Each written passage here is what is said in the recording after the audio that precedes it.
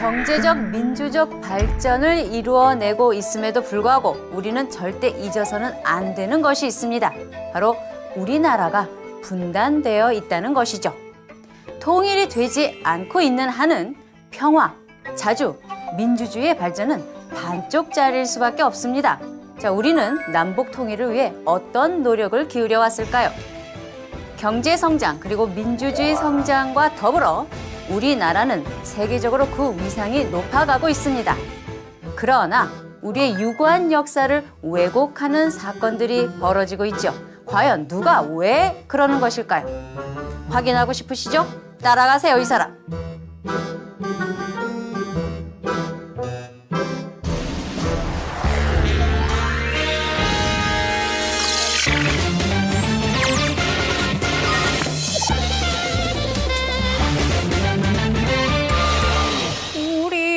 소원은 통일, 꿈에도 소원은 통일.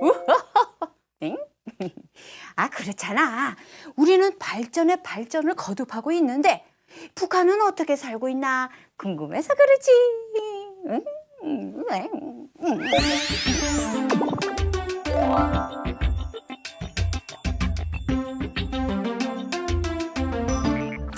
그러면 평화 통일을 향해서 한번 가볼까나? 우리의 소원은 통일. 꿈에도 소원. 아이고, 잠을 자야 꿈을 꾸지. 송이. 지금 보시는 공연은 2002년부터 시작된 아리랑 공연입니다. 야, 이게 그러니까 이 북한에서 하는 공연 맞지요? 이야, 아주 그냥 동작이 그냥 일사불란하네. 아리랑 공연은 1시간 20분 동안 집단 체조와 예술 공연을 볼 수 있습니다. 출연하는 사람만 10만 명이나 되죠. 아, 10명도 아니고 10만 명? 북한에서 가장 유명한 아리랑 공연은 10만 명이 넘는 사람들의 집단 체조와 끊임없이 변화하는 가드 섹션이 인상적입니다. 한치의 틀림이 없는 일사불란한 움직임을 보다 보면 북한은 개인보다는 집단이 중요한 나라가 아닌가라는 추측을 하게 되죠. 우리는 흔히 북한이라고 부르지만 정식 나라 이름은 조선민주주의인민공화국입니다. 국기는 우리와 같이 태극기를 사용해 오다가 1948년에 인공기를 만들어 사용하고 있죠. 우리나라를 대표하는 꽃은 무엇이죠? 맞습니다. 우리나라는 무궁화이지만 북한의 국화는 목란입니다.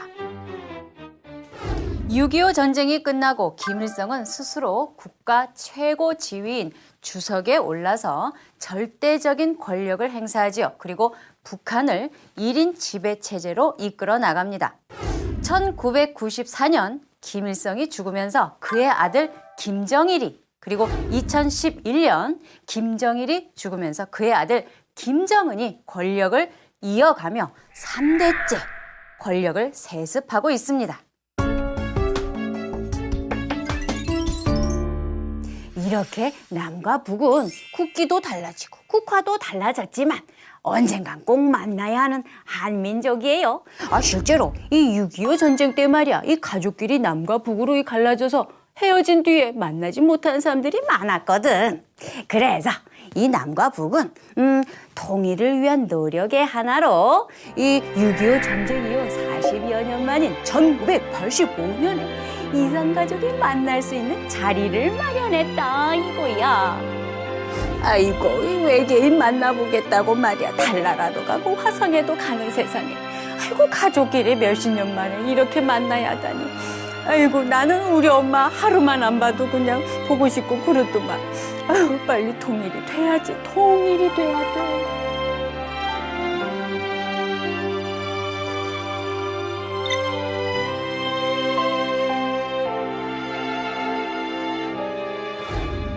남북한의 통일을 위한 두 번째 노력은 바로 스포츠 교류입니다.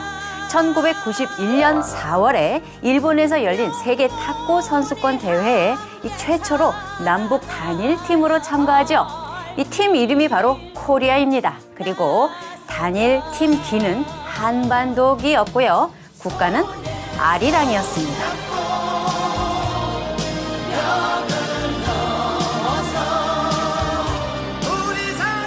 같은 해인 1991년 9월에는 남북한이 유엔에 동시 가입하며 두 나라 모두 국제사회에서 인정을 받았습니다. 또한 남북기본합의서를 채택하였는데요.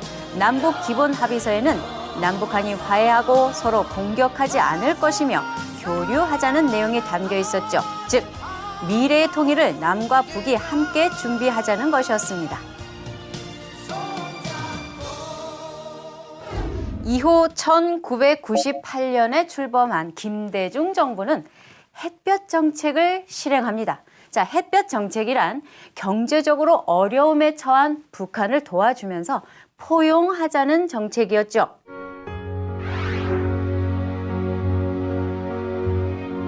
때마침 현대그룹의 정주영 회장이 소떼를 북한에 전달하면서 남북한의 화해 분위기는 무르익었습니다.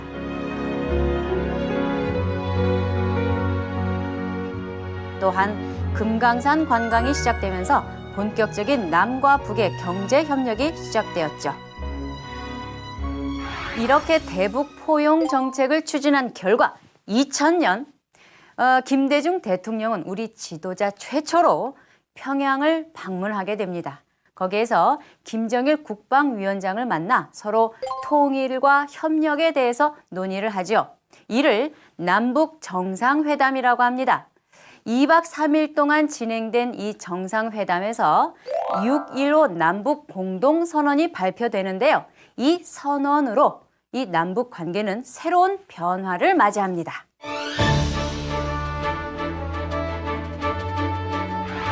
어떻게 변했냐고? 이렇게.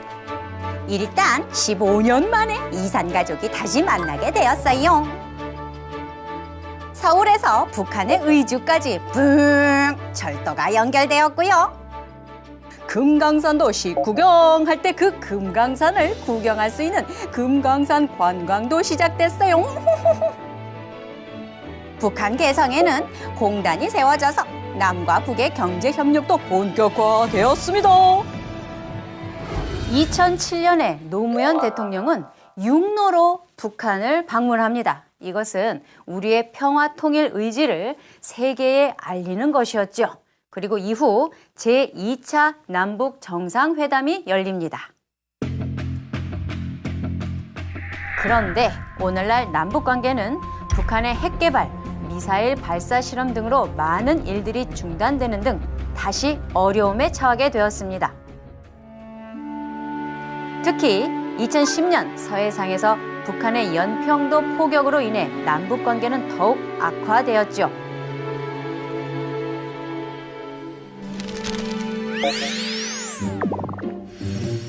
북한의 정식 이름은 조선민주주의인민공화국이에요.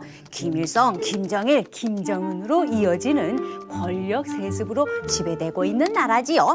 이 남과 북은 말이야, 이 통일을 위해서 여러 가지 일을 했는데 이산가족 상봉, 그다음 탁구 단일팀으로 만들었고 또 남북 정상회담도 가졌어요. 그리고 금강산 관광도 시작했고 이 개성공단도 세웠지. 이 남한과 북한에는 아직 많은 문제들이 있지만 이렇게 노력하다 보면 언젠가는 통일될 날이 있지 않을까?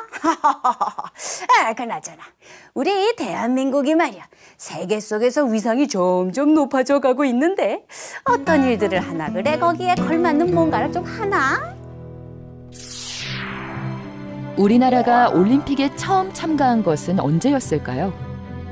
1936년 베를린 올림픽에 참가했던 손기정 선수는 마라톤에서 금메달을 따긴 했지만 일본 국기를 가슴에 달아야 했습니다. 일제강점기였기 때문이죠. 금메달을 땄지만 고개를 숙이고 있는 손기정 선수의 슬픈 얼굴이 보입니다. 아픈 시간이 흐르고 1948년 런던 올림픽. 드디어 우리나라가 대한민국의 이름으로 처음 올림픽에 참가하게 되었습니다. 첫 올림픽 출전이었지만 역도의 김성진, 권투 한수환 선수가 동메달 2개를 땄어요. 우리나라는 1986년에 아시안 게임을 성공적으로 치르고 2년 후인 1988년에 88 서울 올림픽까지 성공적으로 개최합니다. 전 세계에 스포츠 강국 대한민국을 알리게 된 것이죠. 이번에는 스포츠 뉴스. 올림픽뿐만 아니라 프로야구에서도 우리나라는 세계적인 발전을 하고 있습니다. 1980년대 초반에 시작된 프로야구는 2008년 베이징 올림픽에서 한 번도 지지 않은 전승우승으로 금메달을 따게 됐죠. 현재는 10개의 구단에 700만 관중이 야구장을 찾을 만큼 인기를 얻고 있다는 소식입니다. 축구는 어떻고요? 자, 우리나라는 말이에요. 1954년 스위스 월드컵 때부터 정식 참가를 했는데 그로부터 32년 후에 1986년 멕시코 월드컵에서 첫 골을 터뜨렸지. 그러고 나서 계속 본선에 진출했는데 세계의 벽이 높아만 갔단 말이지. 그런데 2002년 한일 월드컵 때 드디어 우리나라가 4강에 올라서 대한민국 그때 또 유명해진 게 뭔지 알아? 바로 우리나라 대한민국의 응원 물결이었지. 그 응원 문화가 전 세계인의 가슴에 멋진 감동으로 다가왔어요. 대한민국. 앞으로도 말이야 우리나라 대한민국의 스포츠 위상이 널리 퍼졌으면 좋겠어. 그러고 보니까 말이지, 여러분 중에도 우리나라를 대표할 선수가 있겠네. 그렇지? 잘 부탁합니다.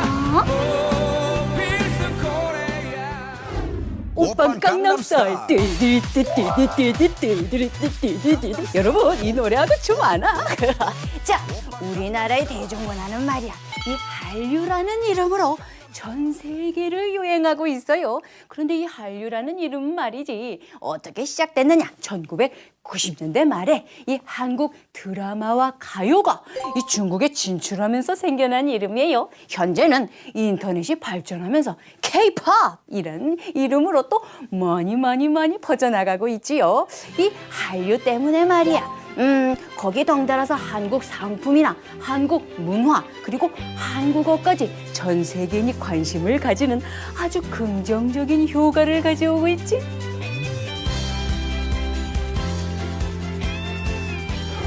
경제적으로 발전한 우리나라는 이제 다른 나라를 도와주는 나라가 되었습니다. 1991년 한국국제협력단, 즉 코이카를 세웠는데요. 이 코이카에서는 이 세계의 어려운 나라를 찾아가 아무런 대가 없이 의료시설과 학교를 지어주었습니다. 왜 이런 일을 하는 걸까요? 6.25 전쟁 후에 우리나라는 엄청난 빈곤과 질병에 시달렸습니다. 그때 다른 나라의 도움이 없었다면 우리나라는 다시 일어설 수 없었을지도 모릅니다. 그 도움으로 우리나라는 지금과 같은 모습으로 발전할 수 있었죠. 이제는 그 도움을 다른 이들에게 베풀 차례인 것입니다. 대한민국은 인류 역사상 도움을 받던 나라에서 도움을 주는 첫 번째 나라이기도 하죠. 다른 나라의 도움을 받은 지 60여 년이 지난 지금 우리는 코이카뿐만 아니라 다양한 국제 지원 활동을 하고 있습니다. 우리 정부는 UN 평화유지군에도 참여하고 있죠. 옛날 6.25 전쟁 때 우리를 도와주었던 그 UN군들처럼 말이죠.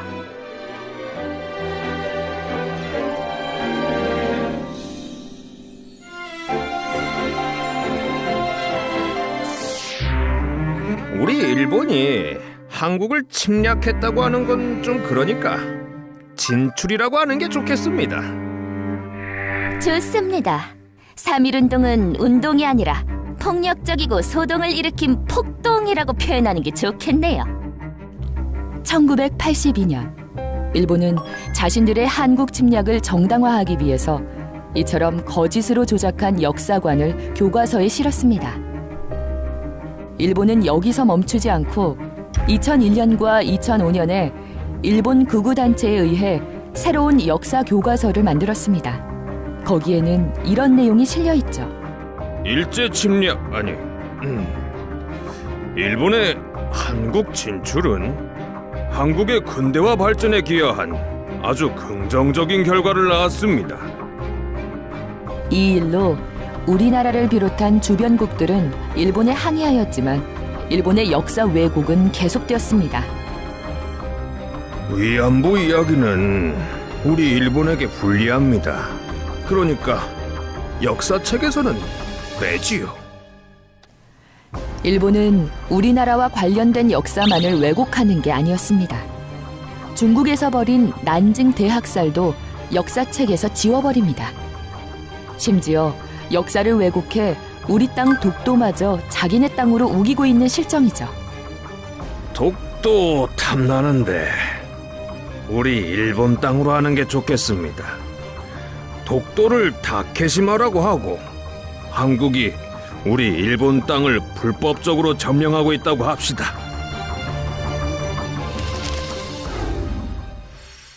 일본의 역사 왜곡에 우리도 가만히 있을 수는 없었습니다. 우리나라의 주민 40여 명이요. 이 주민등록상의 그 주소를 독도로 삼았죠. 여러분도 독도 주민이 될 수 있습니다. 이 독도를 다녀온 지 60일 이내에 독도관리사무소에 독도 명예 주민증을 신청만 하기만 하면 됩니다. 울릉도 동남쪽 백길 따라 200리 외로운 섬 하나 새들의 고향 그 누가 아무리 자기네 땅이라고 우겨도 독도를 지키기 위한 시민들의 활약도 대단하죠. 사이버 외교사절단 역할을 하는 반크는 독도와 동해 관련 오류를 찾아내서 수정하는 역할을 수행하고 있습니다. 독도 수호 국제연대, 독도 본부와 같은 시민단체들도 독도를 지키기 위한 활동을 하고 있습니다.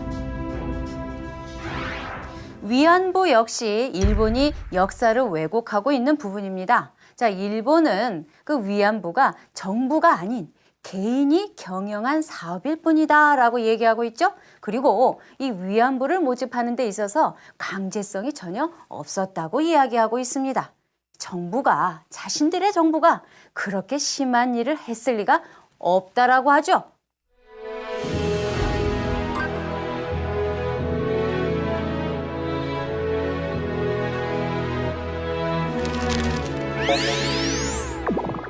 일본은 말이야 자신들에게 불리한 역사를 숨기거나 왜곡했어요. 이 독도가 자기네 땅이라고 우기질 않단 말이지. 하지만 역사적으로도 이 독도는 계속 우리나라 땅이에요.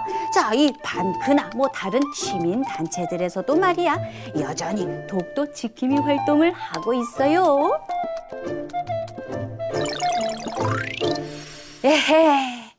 지금까지 말이야 정말 기나긴 출동 여행이었네. 그렇지? 우리가 살아있는 한 역사는 계속될 거야. 그렇지? 자, 이 역사를 어떻게 이끌어 나갈 것이냐는 바로 우리 여러분에게 달려 있어요. 그렇지? 자, 지금까지 정말 즐거웠어. 정말 헤어지기가 그래도 역사는 계속되니까 그래 얼른 가. 나는 얼굴을 못 보겠어. 백범 김구 선생의 나의 소원에 이런 말이 있습니다. 나는 우리나라가 세계에서 가장 아름다운 나라가 되기를 원합니다. 뭉클한 가슴을 안고 안녕히 계십시오. 뭔지 알아? 바로 우리나라 대한민국의 응원 물결이었지. 그 응원 문화가 전 세계인의 가슴에 멋진 감동으로 다가왔어요. 오 대한민국. 앞으로도 말이야 우리나라 대한민국의 스포츠 위상이 널리 퍼졌으면 좋겠어.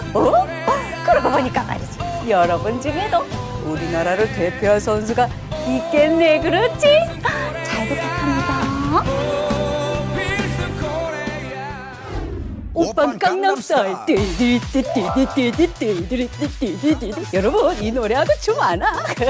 자, 우리나라의 대중문화는 말이야 이 한류라는 이름으로 전 세계를 유행하고 있어요. 그런데 이 한류라는 이름은 말이지 어떻게 시작됐느냐? 1990년대 말에 이 한국 드라마와 가요가 이 중국에 진출하면서 생겨난 이름이에요. 현재는 인터넷이 발전하면서 K-팝이라는 이름으로 또 많이 퍼져나가고 있지요. 이 한류 때문에 말이야. 거기 덩달아서 한국 상품이나 한국 문화 그리고 한국어까지 전 세계인이 관심을 가지는 아주 긍정적인 효과를 가져오고 있지.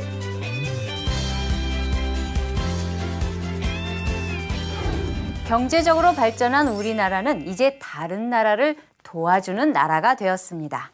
1991년 한국국제협력단, 즉 코이카를 세웠는데요. 이 코이카에서는 이 세계의 어려운 나라를 찾아가 아무런 대가 없이 의료시설과 학교를 지어주었습니다.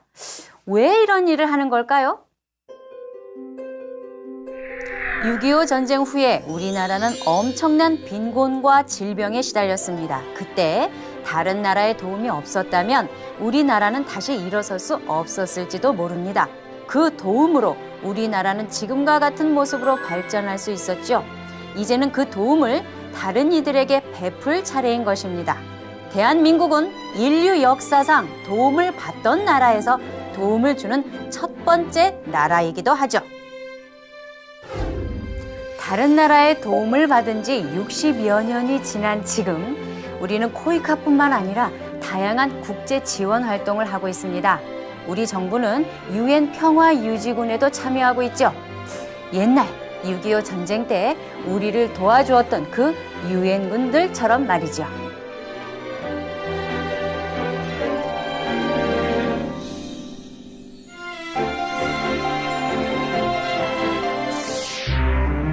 우리 일본이 한국을 침략했다고 하는 건 좀 그러니까 진출이라고 하는 게 좋겠습니다. 성공단도 세웠지. 이 남한과 북한에는 아직 많은 문제들이 있지만 이렇게 노력하다 보면 언젠가는 통일될 날이 있지 않을까? 그나저나 우리 대한민국이 말이야 세계 속에서 위상이 점점 높아져 가고 있는데 어떤 일들을 하나 그래 거기에 걸맞는 뭔가를 좀 하나? 우리나라가 올림픽에 처음 참가한 것은 언제였을까요? 1936년 베를린 올림픽에 참가했던 손기정 선수는 마라톤에서 금메달을 따긴 했지만 일본 국기를 가슴에 달아야 했습니다. 일제강점기였기 때문이죠. 금메달을 땄지만 고개를 숙이고 있는 손기정 선수의 슬픈 얼굴이 보입니다.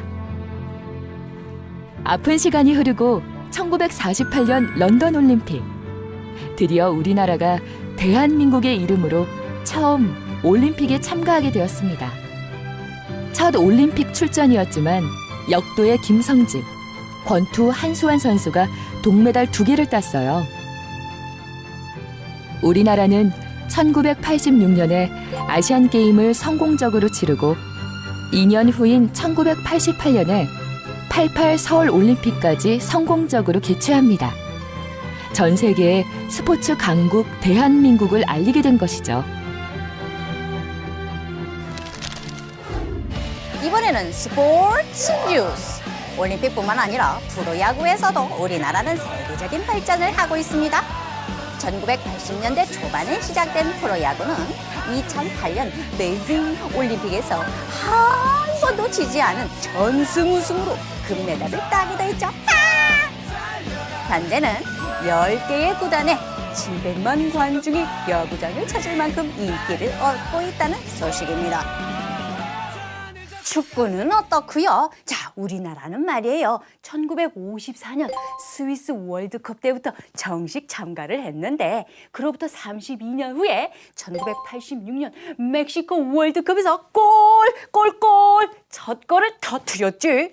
그러고 나서 계속 본선에 진출했는데 세계의 벽이 높아만 갔단 말이지. 그런데 2002년 한일 월드컵 때 드디어 우리나라가 4강에 올라서 대한민국 그때 또 유명해진 게 뭔지 알아? 바로 우리나라 대한민국의 응원 물결이었지. 그 응원 문화가 전 세계인의 가슴에 멋진 감동으로 다가왔어요. 오, 대한민국!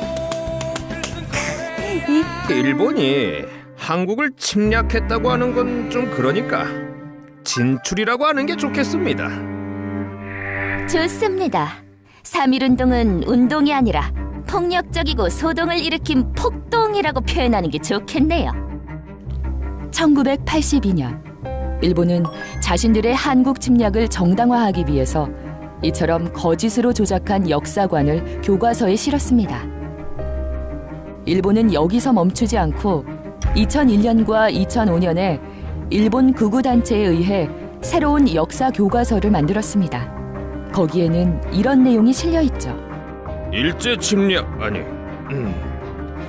일본의 한국 진출은 한국의 근대화 발전에 기여한 아주 긍정적인 결과를 낳았습니다. 이 일로 우리나라를 비롯한 주변국들은 일본에 항의하였지만 일본의 역사 왜곡은 계속되었습니다. 위안부 이야기는 우리 일본에게 불리합니다. 그러니까 역사책에서는 빼지요. 일본은 우리나라와 관련된 역사만을 왜곡하는 게 아니었습니다. 중국에서 벌인 난징 대학살도 역사책에서 지워버립니다.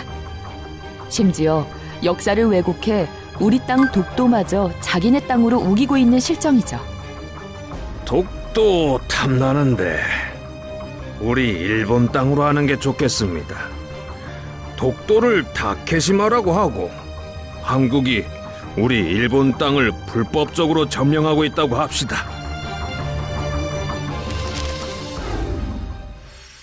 일본의 역사 왜곡에 우리도 가만히 있을 수는 없었습니다. 우리나라의 주민 40여 명이요. 이 주민등록상의 그 주소를 독도로 삼았죠. 여러분도 독도 주민이 될 수 있습니다. 이 독도를 다녀온 지 60일 이내에 독도관리사무소에 독도 명예 주민증을 신청만 하기만 하면 됩니다. 울릉도 동남쪽 백길 따라 200리 외로운 섬 하나 새들의 고향 그 누가 아무리 자기네 땅이라고 우겨도 독도를 지키기 위한 시민들의 활약도 대단하죠. 사이버 외교사절단 역할을 하는 반크는 독도와 동해 관련 오류를 찾아내서 수정하는 역할을 수행하고 있습니다. 독도 수호 국제연대, 독도 본부와 같은 시민단체들도 독도를 지키기 위한 활동을 하고 있습니다. 위안부 역시 일본이 역사를 왜곡하고 있는 부분입니다. 자, 일본은 그 위안부가 정부가 아닌 개인이 경영한 사업일 뿐. 달아야 했습니다. 일제 강점기였기 때문이죠. 금메달을 땄지만 고개를 숙이고 있는 손기정 선수의 슬픈 얼굴이 보입니다. 아픈 시간이 흐르고 1948년 런던 올림픽. 드디어 우리나라가 대한민국의 이름으로 처음 올림픽에 참가하게 되었습니다. 첫 올림픽 출전이었지만 역도의 김성진, 권투 한수환 선수가 동메달 2개를 땄어요. 우리나라는 1986년에 아시안게임을 성공적으로 치르고 2년 후인 1988년에 88 서울올림픽까지 성공적으로 개최합니다. 전 세계에 스포츠 강국 대한민국을 알리게 된 것이죠. 이번에는 스포츠 뉴스. 올림픽뿐만 아니라 프로야구에서도 우리나라는 세계적인 발전을 하고 있습니다. 1980년대 초반에 시작된 프로야구는 2008년 베이징 올림픽에서 한 번도 지지 않은 전승 우승으로 금메달을 따기도 했죠. 현재는 10개의 구단에 700만 관중이 야구장을 찾을 만큼 인기를 얻고 있다는 소식입니다. 축구는 어떻고요? 자, 우리나라는 말이에요. 1954년 스위스 월드컵 때부터 정식 참가를 했는데 그로부터 32년 후에 1986년 멕시코 월드컵에서 골 첫 골을 터뜨렸지. 그러고 나서 계속 본선에 진출했는데 세계의 벽이 높아만 갔단 말이지. 그런데 2002년 한일 월드컵 때 드디어 우리나라가 4강에 올라서 대한민국 그때 또 유명해진 게 뭔지 알아? 바로 우리나라 대한민국의 응원 물결이었지. 그 응원 문화가 전 세계인의 가슴에 멋진 감동으로 다가왔어요. 대한민국. 앞으로도 말이야 우리나라 대한민국의 스포츠 위상이 널리 퍼졌으면 좋겠어. 그러고 보니까 말이지, 여러분 중에도 우리나라를 대표할 선수가 있겠네. 그렇지? 잘 부탁합니다. 오빤 강남스타일. 여러분, 이 노래하고 춤 아나? 자, 우리나라의 대중문화는 말이야 이 한류라는 이름으로 전 세계를 유행하고 있어요. 그런데 이 한류라는 이름은 말이지 어떻게 시작됐느냐? 1990년대 말에 이 한국 드라마와 가요가 이 중국의 진출 통일 꿈에도 소원. 아이고 잠을 자야 꿈을 꾸지. 송이. 지금 보시는 공연은 2002년부터 시작된 아리랑 공연입니다. 야, 이게 그러니까 이 북한에서 하는 공연 맞지요? 이야, 아주 그냥 동작이 그냥 일사불란하네. 아리랑 공연은 1시간 20분 동안 집단 체조와 예술 공연을 볼 수 있습니다. 출연하는 사람만 10만 명이나 되죠. 10명도 아니고 10만 명. 북한에서 가장 유명한 아리랑 공연은 10만 명이 넘는 사람들의 집단 체조와 끊임없이 변화하는 가드 섹션이 인상적입니다. 한치의 틀림이 없는 일사불란한 움직임을 보다 보면 북한은 개인보다는 집단이 중요한 나라가 아닌가라는 추측을 하게 되죠. 우리는 흔히 북한이라고 부르지만 정식 나라 이름은 조선민주주의 인민공화국입니다. 국기는 우리와 같이 태극기를 사용해 오다가 1948년에 인공기를 만들어 사용하고 있죠. 우리나라를 대표하는 꽃은 무엇이죠? 맞습니다. 우리나라는 무궁화이지만 북한의 국화는 목란입니다.